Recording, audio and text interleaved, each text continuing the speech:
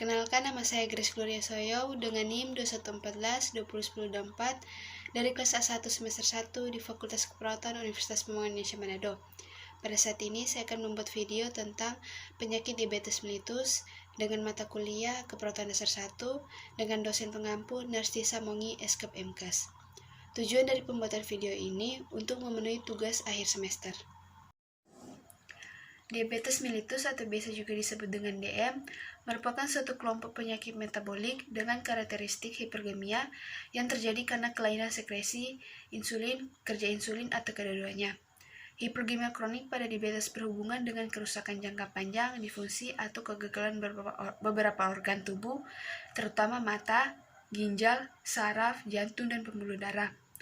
World Health Organization atau WHO sebelumnya telah merumuskan bahwa DM merupakan sesuatu yang tidak dapat dituangkan dalam satu jawaban yang jelas dan singkat, tetapi secara umum dapat dikatakan sebagai suatu kumpulan problema anatomik dan kimiawi akibat dari sejumlah faktor di mana didapat defisiensi insulin, ambosol, atau relatif dan gangguan fungsi insulin. Pada keadaan normal, glukosa diatur sedemikian rupa oleh insulin yang diproduksi oleh sel beta pankreas sehingga kadarnya di dalam darah selalu dalam batas aman, baik pada keadaan puasa maupun sudah makan. Batasan kadar gula darah yaitu kadar glukosa sewaktu lebih dari 200 mg.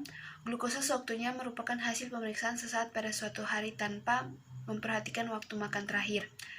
Kadar glukosa darah puasa lebih dari 120 mg. Puasa diartikan pasien tidak mendapat kalori tambahan setidaknya 8 jam.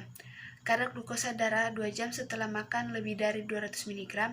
Adapun penyebab dari diabetes mellitus ini sebenarnya terdapat 2 macam kategori ditinjau dari efek yang ditimbulkannya, yaitu diabetes mellitus tipe 1 dan diabetes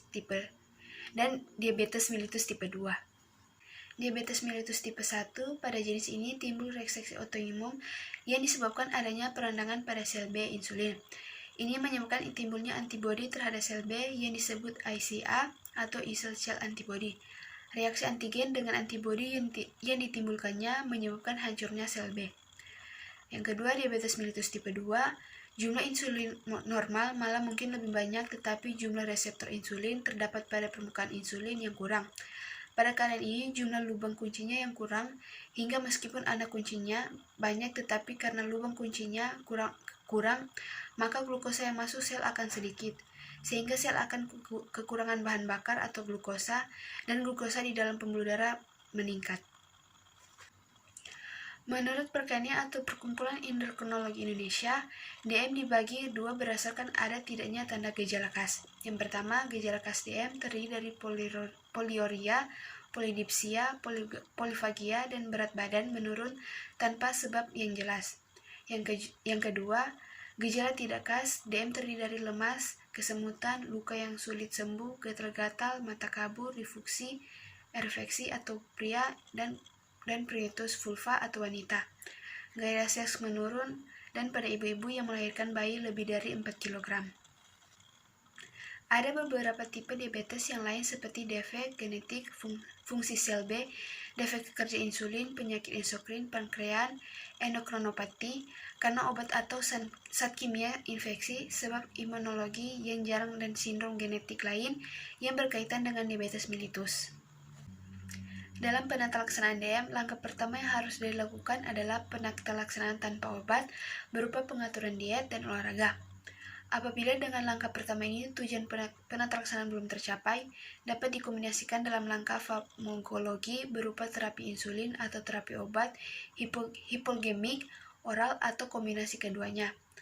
Terapi tanpa obat yaitu berupa pengaturan diet, latihan fisik. Yang ketiga, ramuan tradisional untuk pengobatan diabetes mellitus. Hai guys, di akhir video ini saya mengajak teman-teman yang baru lulus SMA atau SMK yang masih bingung untuk melanjutkan kuliah di mana.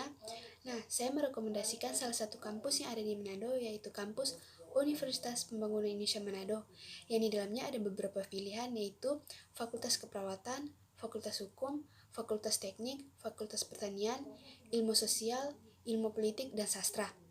Ayo, tunggu apa lagi? Mari bergabung! Itulah video dari saya, sekian dan terima kasih.